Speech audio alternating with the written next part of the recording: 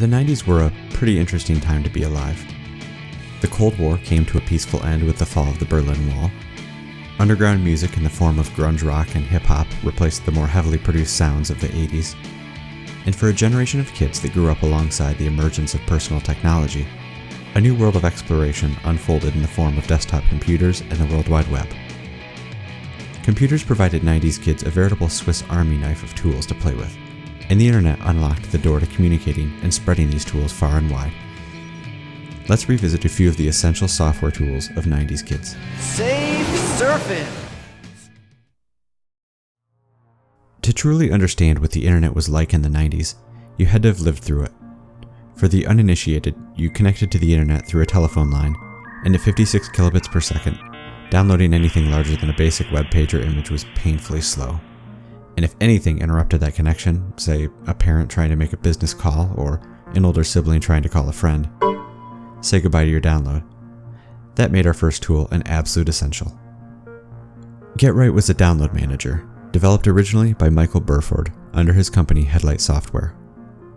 While trying to download a game demo, Burford grew increasingly frustrated as the demo would get halfway done and then disconnect.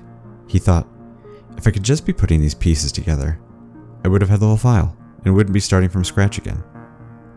He set to work immediately to solve his problem, which resulted in GetRight.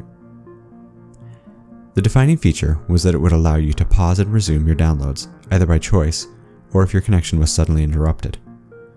This meant that if you started downloading an MP3 or real media file from a website and someone broke your connection, it was a simple matter of telling GetRight to resume the download once you were connected again. This turned what was once a catastrophic loss of time into nothing more than a minor inconvenience. Ultimately, the idea of a download manager was such a good idea that the idea was simply copied into every major browser. As we surfed around the World Wide Web, looking at all the different web pages, many kids thought to themselves, why can't I have my own website? As it turned out, we could, thanks to websites like GeoCities, AngelFire, and others. But in order to get all of your HTMLs and JPGs on your free web host, you needed a program to transfer the files, and one of the most popular, for a time, was QtFTP. Built originally by Russian developer Alex Kunadze around 1996 and distributed and eventually acquired by Globalscape, QtFTP was one of the first truly easy-to-use FTP applications that had a graphical user interface. 90s kids quickly built an underground network of personal weblogs, as well as websites to host MP3 music files, Real Player South Park episodes, Nintendo ROMs, and Where's tools to crack all of their essential software, including, ironically, QtFTP.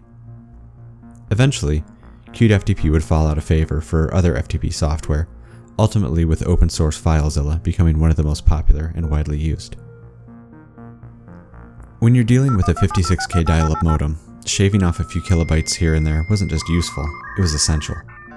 The idea of compressing a file or set of files through algorithms that reduce redundancy in files had been around since at least the late 70s, and was made popular on PCs through the introduction of PKZip in 1989.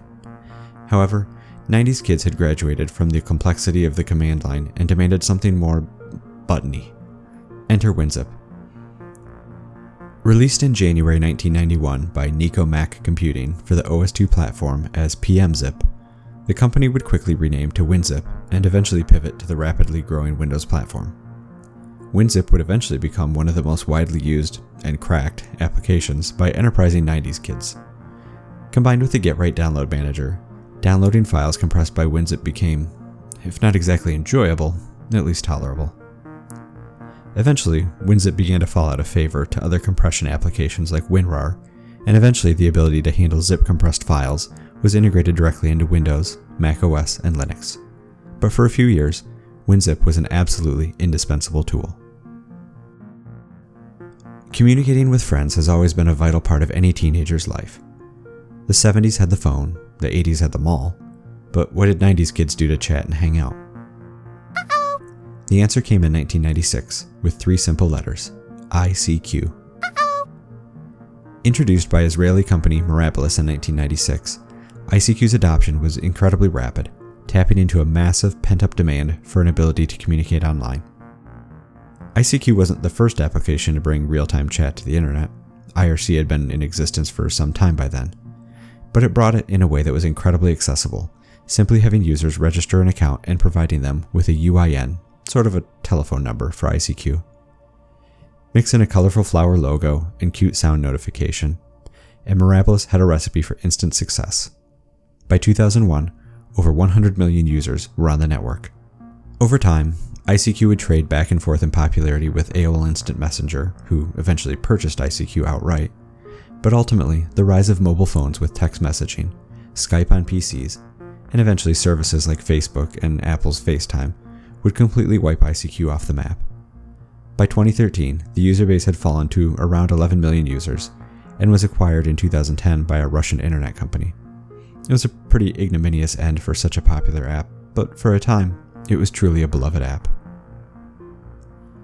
Thanks for watching the Essential Software Tools of 90s Kids, a SmartyFlix production made exclusively for Tillvids.com. Tillvids is an ad-free edutainment video community. Consider checking out the website at Tillvids.com. If you enjoy, spread the word or consider donating.